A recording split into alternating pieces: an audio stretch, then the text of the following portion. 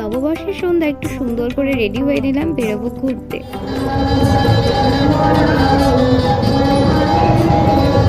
চলে আসলাম মদনমোহন মন্দিরে। আজকের দিনে তো সবাই মন্দিরেই প্রথমে যায়। আর দেখো শিব মন্দিরটা আর মদনমোহন মন্দিরটা কত সুন্দর টুনি দিয়ে সাজিয়েছে, অনেক সুন্দর লাগছিল।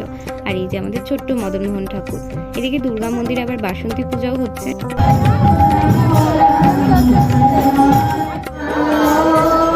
মা, মাসি, ভাই, বোনু, মার বান্ধবী, আমার বন্ধু সবাই মিলে বের হয়েছিলাম ঘুরতে।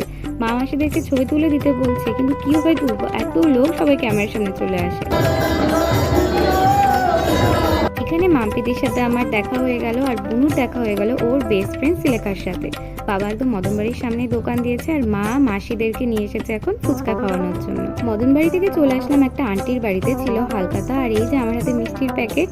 তোমাদের নববর্ষ কেমন কাটলো অবশ্যই কমেন্ট করে জানিয়ে। চলো দেখা হচ্ছে নেক্সট ব্লগে। টাটা।